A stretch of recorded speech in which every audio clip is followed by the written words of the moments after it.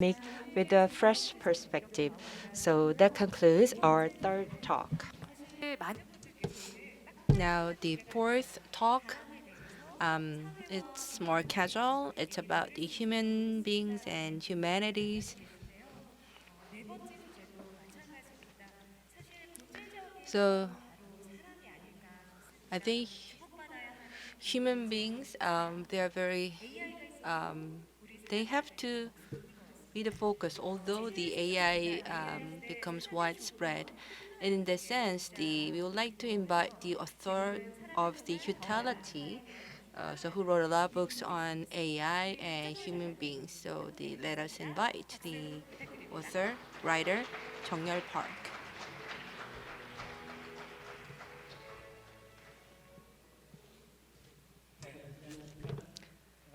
Good afternoon. I'd like to thank you for giving me this opportunity, and I would like to greet you all and also for those who are joining us online. In the Thames River, there is a court, and there was a grapevine in front of that court. But what's surprising is the taste of this grape was excellent, more excellent than the grapes nurtured and cultivated by professional farmers. So the biologist analyzed this grape vine and tried to find out what are the differences. And the only difference was that the root of this tree was widespread down to the bottom of the Thames River. And therefore, the vine was able to withstand the drought. And even if in a very dry weather, it was able to absorb a lot of water. That's why it was able to bear great grapes. So everybody wants to have blessings. Every country, every organization, they all want blessings. Then, and they all want to prosper. So in that sense, they have to have strong roots. But what's problem is that the roots are not visible. So people tend to focus only on things that are superficial, that are outward. But we have to focus on the things that are more fundamental, that are not visible. So with the weak root, you can never have good fruits.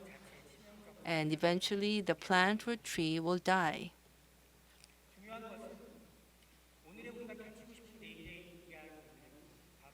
And therefore, if you want to build a prosperous future, you have to have solid, healthy roots. Otherwise, you can never bear the fruit of great prosperity. And in that sense, I would like to talk about roots. So when you have healthy, solid roots, then you will be able to bear a lot of fruits and your success will continue in the future. A sports beverage company conducted a very interesting experiment that the athletes who show great performances, the company was trying to identify the common factors of the athletes showing great performances for a long extended period of time. And they found that unlike other general athletes, these high performing athletes, they consume carbohydrates before the game and protein after the game. So carbohydrate, it's the source of energy. What about protein? It helps people recover from fatigue. In other words, the sources of power that we need is energy and recovery from fatigue. And we have to take good care of both of them in order to be healthy.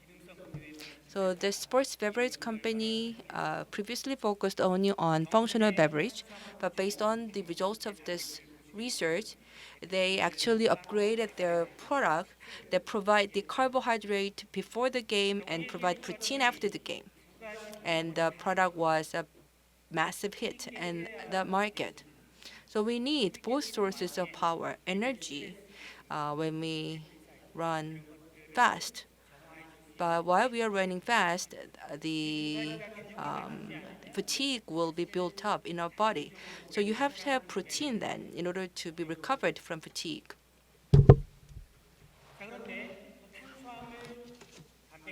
So the carbohydrate, protein, they give us the physical sources of energy. But inside us, there is a innate system inside our body that produces energy. When do we get energy? When we are doing something that we are interested in, or when we are acknowledged by others, we can have a lot of energy. You can even work all night and you become very passionate.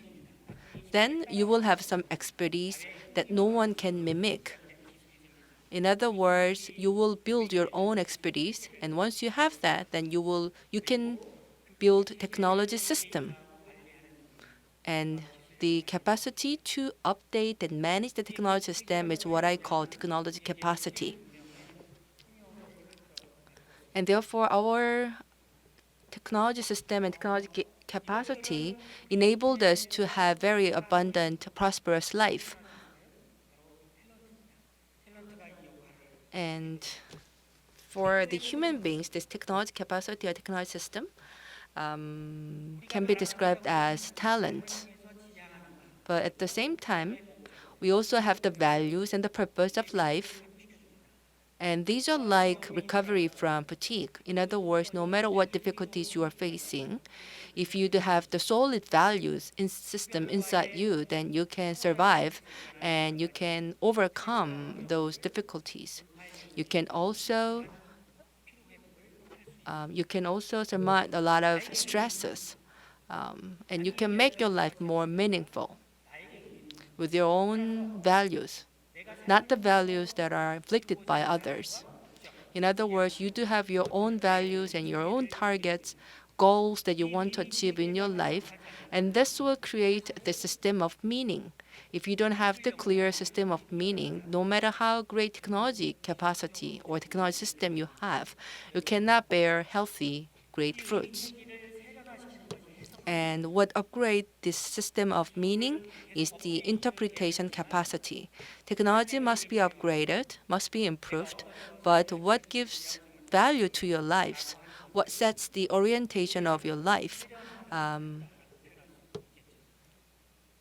that's the thing that's on the other pillar. And the system of meaning and the interpretation capacity give us the gift of spiritual abundance, spiritual meanings. So this is what lies in humanity area. In other words, the energy itself is not enough. The recovery from fatigue is important, and you have to have both of the power sources. In other words, you have to have both talent and humanity. You cannot give up on any of them. You should have both in order to be prepared for the future. So I actually coined this term, utility, that combines humanity and talent.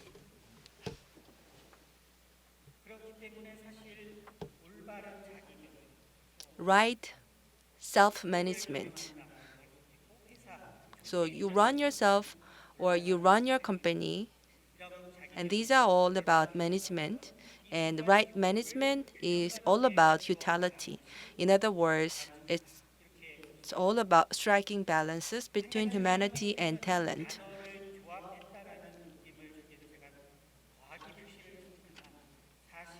So, as I said earlier, I coined this new term by combining humanity and talent. That's why I actually put the addition mark here. But I believe that in real meaning, it's more about multiplication. So if any of these values become zero, then the whole value will be zero. In other words, if you don't take care of the humanity and if you just focus on talent, then the result will be zero. So where did you put weight? Where did you put your importance? I think that we put too much importance on talent, and that's a big problem. Oftentimes, the human resources are described as talent. So we do have the term like talent, top talent, and talent war. In other words, we tend to put talent before humanity. We tend to put a lot more focus on talent than humanities. But these could result in some fatal consequences. So if we keep losing balance in the future between humanity and talent with tilted preferences for talent over humanity, then we'll encounter two paradoxes. In fact, the human resources, these are the present and future of a nation, and therefore how we define talent is very important. But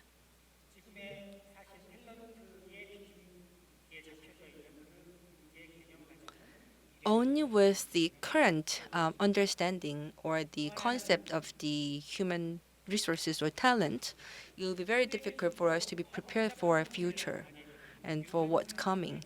And also, we will encounter a very strange paradox that the richer, the more complicated things will become. So you may expect that if you become richer, if you become rich, then things will be very convenient, but the opposite phenomenon happens.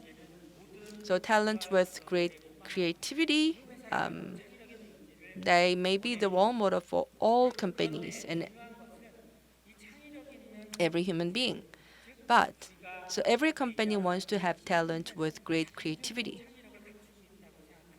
But somehow we mistakenly understand that the people naturally have creativity. And therefore, if you look at the recruiting process of a company, you can see that oftentimes they select the ones who do have the technical capacities only rather than creativity.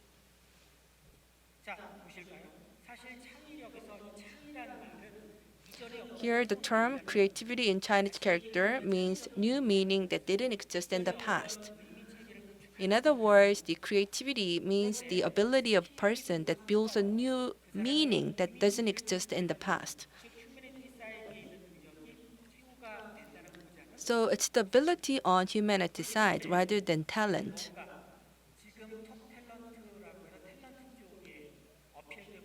And so although companies want to have core talent, but they somehow mistakenly believe that the creativity is something that's given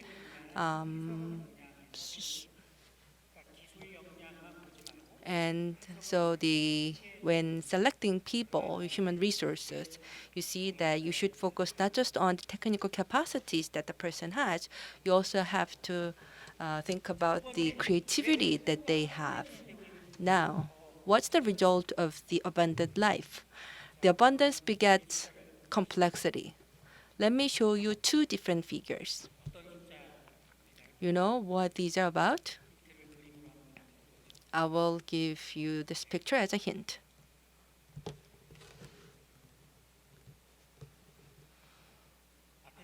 So the figure on the left refers to the world's obese population, and the figure on the right refers to the world's famine population.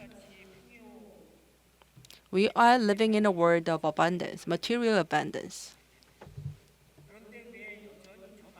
But still, we do have a lot of people suffering from starvation. Why? And also things got more complex, that we have increasing number of obese people, which incur a lot of social cost. People are suffering from the declining health, and also in order to reduce their weight, they have to work out, and it all boils down to the social cost.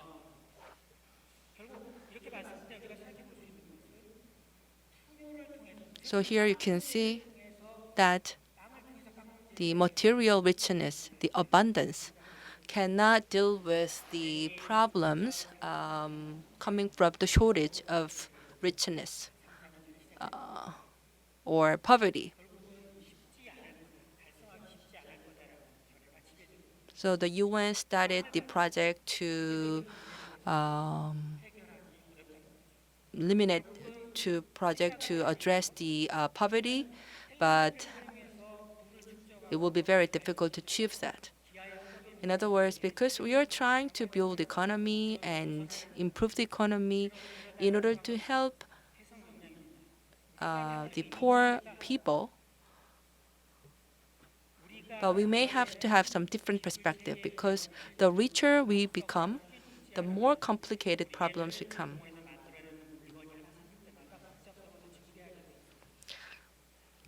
So a lot of talents, they have very low level of the ability to create new meanings. So with this talent management, we cannot have solutions to effectively deal with today's problems. So in that sense, we really have to rethink what kind of roots we have. And I think that this could be described with the human alienation. During the Industrial Revolution, we talked a lot about human alienation, but now we are living in a world of the Industry 4.0, but still we are talking about human alienation. What is human alienation? It refers to a phenomena where human beings become alienated from the things that they create. So we are now seeing the emergence of AI technology, but at the same time, we are seeing the human alienation emerging.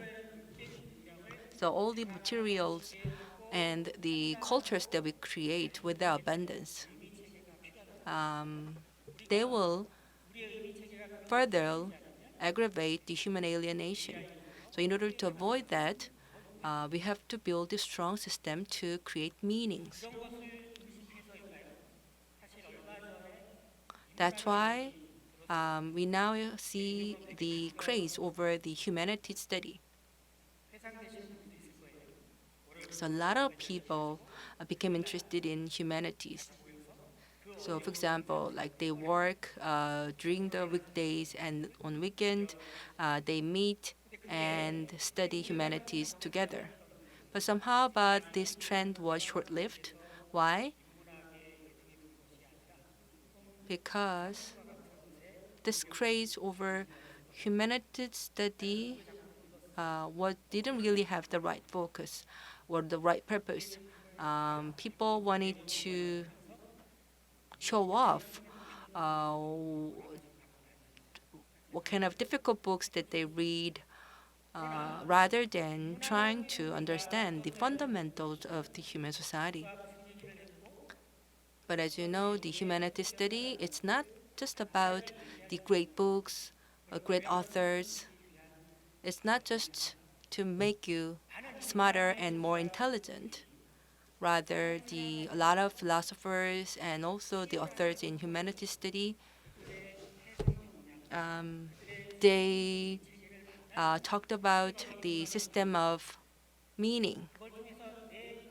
That's the essence of humanities study, and by studying that, you can also improve the system, your system of meaning and your system of interpretation.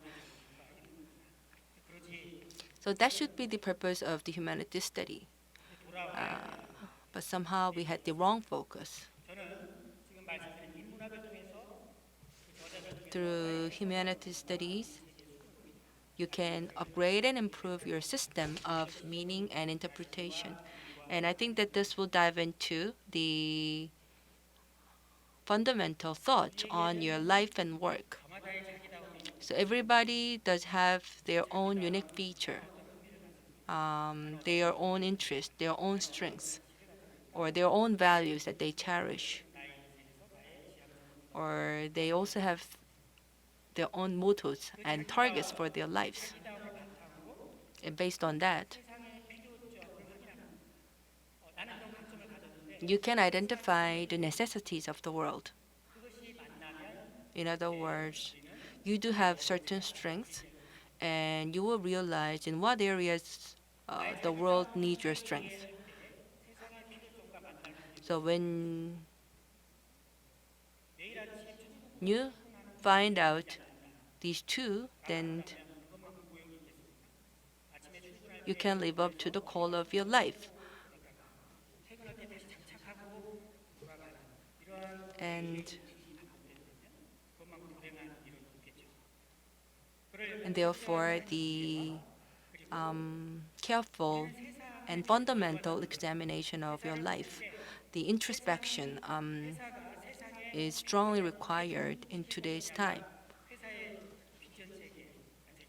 All companies do have visions, and you have to see how you yourself are aligned with the visions of the company, and by doing so, you can decide which company you want to work for.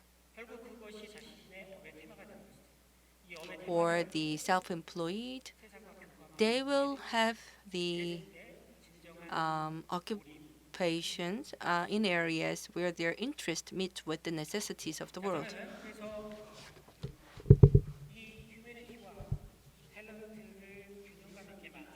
And therefore, striking balance between humanity and talent, and also when we prepare ourselves for the future, we can have three words that we can follow in order to, let's say, light up the flame of utility. So let me put it in this way: why-driven thought, end-driven, and context-driven thought.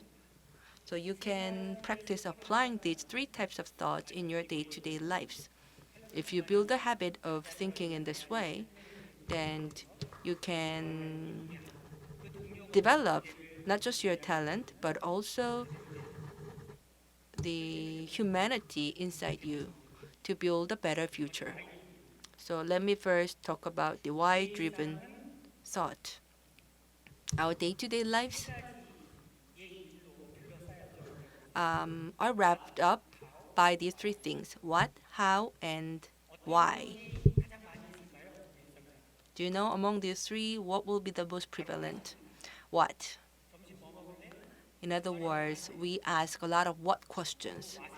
What are you going to do on Sunday? What do you want?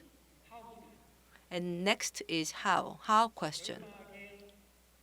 For example, in summer vacation, in for this workshop, if there is a rain, then how are you going to do?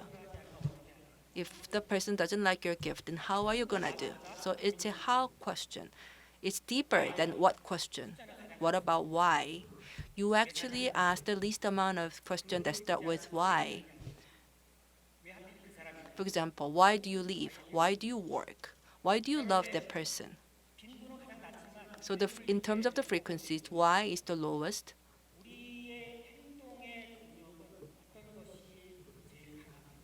But what will motivate us most strongly? That that all goes down to why question. In other words, if you could find out the answer to the why question, then you can have the strongest motivation. So that's the direction of motivation or power, and that's the direction of burnout. See, if you don't have the answer to this why question, why you have to stay up late doing this project, if you cannot find out the answer to that why question, you will be burned out and you cannot be passionate about what you are doing. But if you find out the solution or answer to this why question, then you will naturally find out the answers to the how and what questions. Next is the end-driven thought. What do these two pictures remind you? So the person is driven to the corner when he was trying to paint his room. And I think that it resembles our life. So you try to keep walking down in the journey of your life, but somehow you are driven to the corner. So When you live a life, you always have to bear this in mind. Some of you may think that I'm talking about the vision, but what I'm talking about is not the vision. Rather, it's about memory. And here, what's important is not what I remember myself. Rather, it's about what you are remembered by your acquaintances. So the memory or the remembrance is more existential, I think, than vision. So people who leave thinking how they are going to be remembered all the time, their lives will be different from those who don't think in that way. For example, like how do you want to be remembered by your family and friends? How do you want to be remembered by your colleagues? Or like after long with the passage of time, how are you going to be remembered? I want to be remembered as most respected person by my family. My family knows me the best. My children, my wife, they know me so well. And if I could be remembered as most respected person by my wife and my children, then that means that I actually lived very successful life. And I want to be remembered as most sincere person by my colleagues whose inner beauty exceeds my outward appearance. So we take great care of our outward appearance, but oftentimes we overlook our inner beauty. But there are always people whose inner beauty is much better than the outward appearance. And if you could be remembered as such person, then that means that you lived a very successful life. My name is Park Jong-yeol, and Jong-yeol in Korean means passion and also alignment. So if I could be remembered by myself with an epitaph as a person who has lived up to his name, then I will be very satisfied with by my life. So you can leave a will on your deathbed, but what's written on your epitaph is different from the life that you lived. Then will become a laughing stock. And so,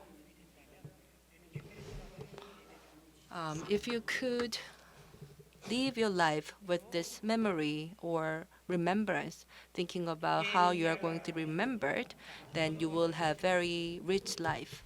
Now here you see the two types of pizzas. What pizza are you gonna choose, left or right? You may say that both of the pizzas are the same, so it doesn't matter. But if I click one more time, then you will choose only one pizza out of these two. So these two pizzas are exactly the same, identical, but depending on what context they are in, they become completely different. So here the pizza represents the fact and the background represents context. Only with the fact, if you do have the interactions with the world, only with the fact, then you will have a lot of misunderstandings. Especially today, we are bombarded with massive amount of data.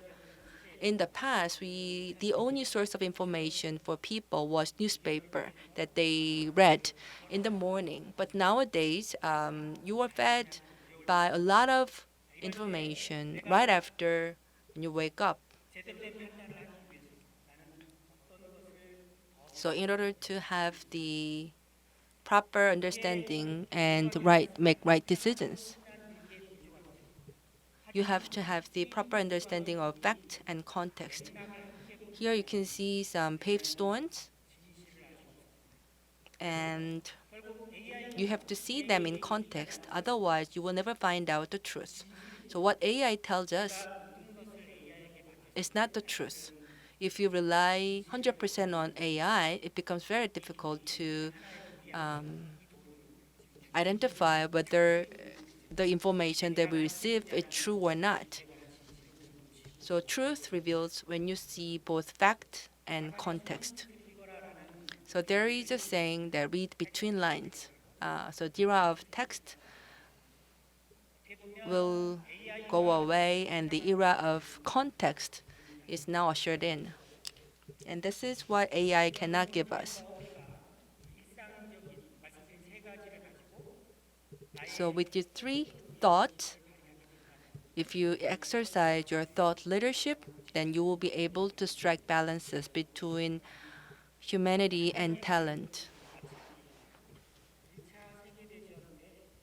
Before finishing, I would like to give you this story. During the World War I, the Hungarian search squad was missing in action on Mountain Alpes, but in 4 days, everyone returned safely. And the soldiers said that at first they lost hope, but then one member found the map and they were able to return safely.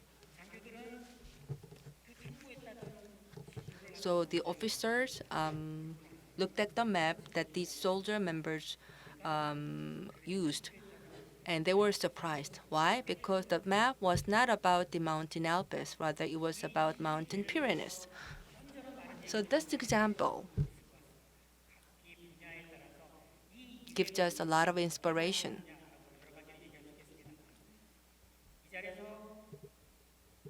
And the message of this story can be interpreted in various ways. But what I like to emphasize here is that in the future, you may face something that's completely out of expectation. And if you cannot address that, then your life cannot be guaranteed. I think these things will happen very frequently in the future. Now, here you can see what comes to your life.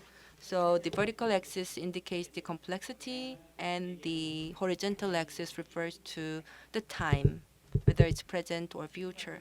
Then you will have these five sections. So the simple, complex, complicated, chaotic, and ambiguous.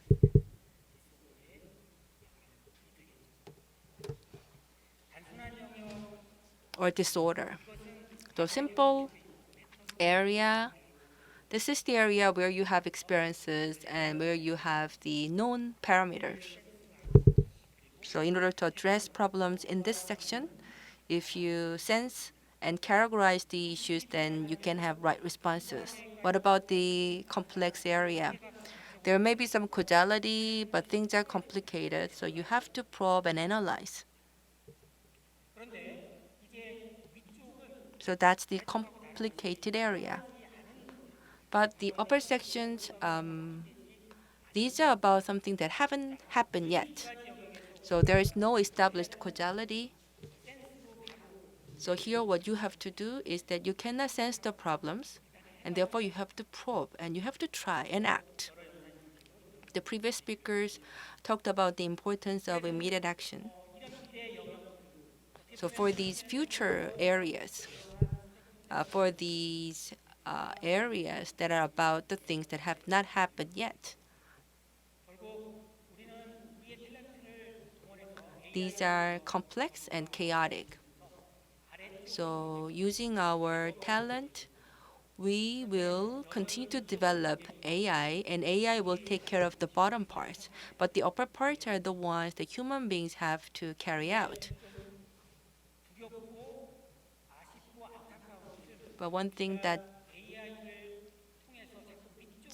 regrettable is that the human beings are trying to give up and give these upper areas to AI. And they want to give control over these upper areas to AI. People want to ask AI whether they can get married to a certain person, whether they could be a suitable spouse, a husband or wife.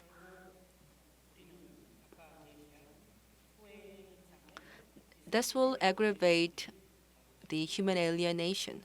So we have to take care of the upper parts. We have to take responsibilities for these upper parts, although the lower parts could be addressed and done by AI. So here you see the capacities that we need to deal with these upper parts is the capacity to create the system of meaning and system of interpretation. And only with this, we will be able to prepare ourselves for future. So in conclusion,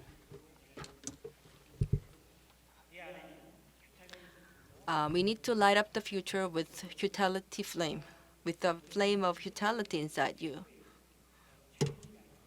And I believe that that will be the most noble challenge that we have to overcome. 강연이었습니다. 다시 한번 So thank you, Mr. Park Chang-yeol.